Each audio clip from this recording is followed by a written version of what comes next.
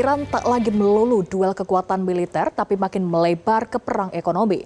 Baik Amerika Serikat dan Israel maupun pihak Iran saling menyerang lokasi-lokasi vital ekonomi, khususnya kilang-kilang minyak. Siapa yang paling dirugikan atas fase serangan objek vital ekonomi ini? Berikut ulasannya dalam Top Review Tunggu Apalagi bersama Kata Uma.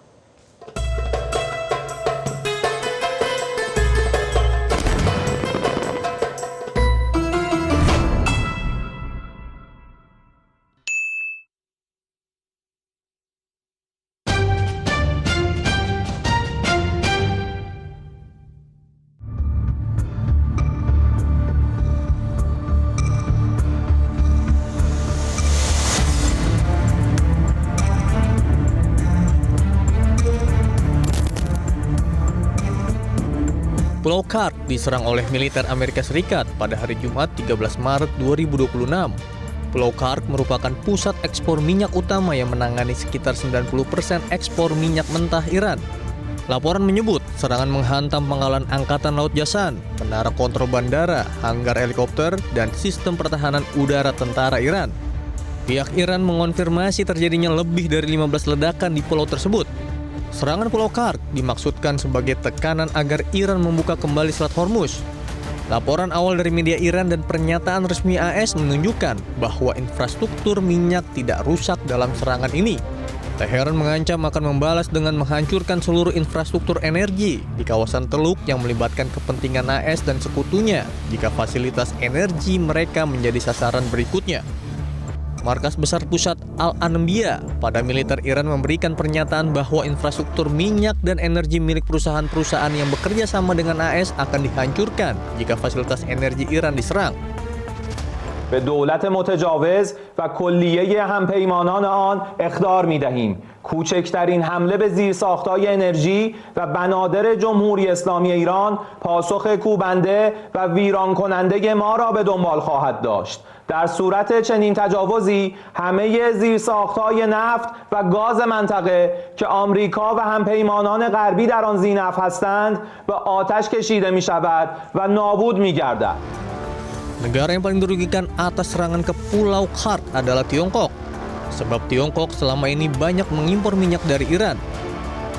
Sebagian besar minyak produksi Iran itu lewat pulau tersebut gitu ya, baru kemudian lewat Selat Hormuz dan kemudian ke para pembeli, dan pembeli terbesar minyak Iran tentu saja adalah China, dan berarti China juga terseret ya dalam hal ini. Kalau saya pikir China juga akan melakukan hal-hal tertentu karena ya dia jelas dirugikan ketika suplai minyak Iran yang seharusnya lewat Pulau Kark bisa terhambat untuk mencapai China.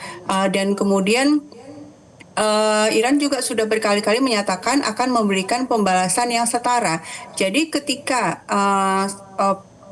infrastruktur sipil yang terkait minyak itu diserang oleh Amerika Serikat dan Israel, ya kemungkinan besar Iran juga akan melakukan serangan balasan yang setara, yaitu menyerang infrastruktur yang terkait dengan minyak dan gas yang ada di kawasan.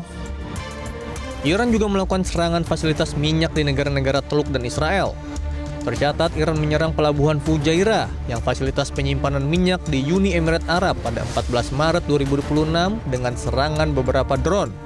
Operasi pemuatan minyak di terminal strategis ini sempat dihentikan.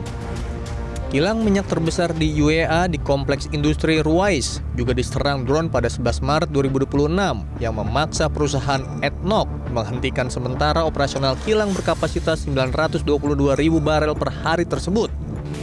Iran melancarkan serangan drone yang menargetkan fasilitas pengolahan minyak di kota Haifa pada 10 Maret 2026. Sebelumnya, pada 7 Maret, Iran menyerang ladang minyak Saibah milik Saudi Aramco. Taktik yang diambil oleh Iran dalam rangka memaksa Amerika dan Netanyahu, memaksa Amerika dan Israel untuk melakukan deeskalasi dan kalau perlu menghentikan serangan-serangan ini adalah melalui menyasar akses ataupun sumber-sumber minyak yang itu tidak hanya berkaitan dengan kepentingan Iran ataupun para pihak di Timur Tengah, tapi juga itu berkaitan dengan kepentingan masyarakat global. Sementara itu, pengusaha minyak Inggris bertemu dengan Menteri Pemerintah Inggris termasuk Kanselir Rachel Reeves pada hari Jumat di London. Dalam pertemuan ini, Direktur Eksekutif Petrol Retailers Association menyatakan khawatir terhadap kenaikan harga yang terjadi. Kapal-kapal komersial di Teluk Persia terus menjadi titik fokus dalam perang Iran pada hari Jumat setelah pemimpin tertinggi Iran Ayatullah Mojtaba Khamenei bersumpah pada hari Kamis untuk menggunakan penutupan efektif Selat Hormuz, jalur utama pengiriman minyak, sebagai nilai tawar terhadap AS dan Israel.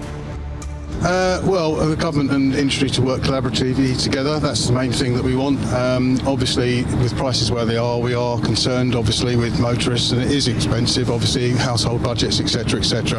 And we're doing all we can to provide fuel at competitive prices for our customers. Bukan hanya fasilitas minyak, pusat-pusat keuangan di kawasan Teluk juga menjadi sasaran Iran.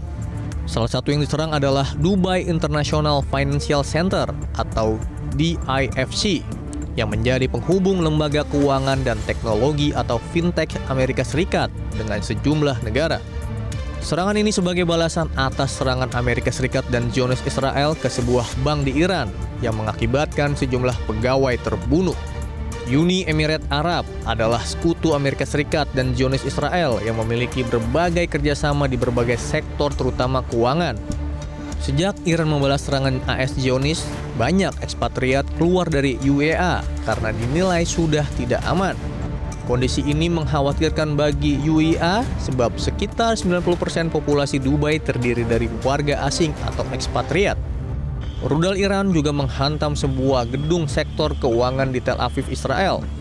Ada sejumlah gedung di kompleks sektor finansial ini. Laporan otoritas Zionis menyebut puluhan bangunan hancur di Tel Aviv akibat serangan balasan Iran.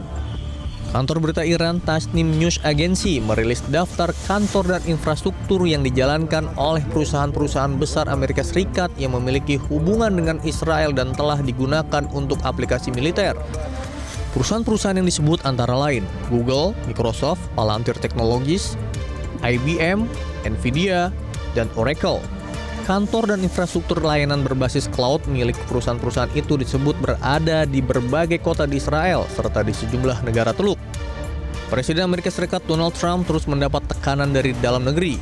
Celakanya, Trump tidak bisa mengakhiri begitu saja perang setelah tawaran gencatan senjata kepada Iran ditolak mentah-mentah. Yang bisa dilakukan Trump adalah menyatakan klaim kemenangan untuk menutupi kekalahan Amerika Serikat dalam perang kali ini. Kalau yang sekarang dia sampaikan kami menang besar, tidak ada lagi mereka punya prajurit udara, tidak ada lagi mereka punya prajurit laut, tapi ternyata di Hormuz itu masih tegak, kapal-kapal nggak bisa nyebrang, lalu kemudian rudal-rudal Iran makin tajam menyasar ke Israel, menghancurkan pangkalan militer Amerika, bahkan yang terbaru hari ini juga menghancurkan pertahanan Amerika di kedubesnya di Irak. Nah ini kan fakta-fakta yang kontradiktif, yang tidak logis di dalam nalar publik. Jadi kalau Trump itu sampaikan dia menang total, berarti itu hanya upaya menampakkan kemenangan sebagai upaya mengakhiri perang, tapi fakta-fakta lapangan justru tidak mengarah kepada poin atau klaim kemenangan yang dia sampaikan. Yang pasti, perang sudah memasuki tahap paling mematikan secara ekonomi maupun militer.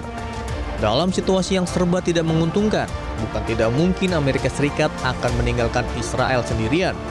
Dan situasinya bisa lebih mencekam jika Israel pada akhirnya nekat menggunakan senjata nuklirnya untuk menghabisi Iran.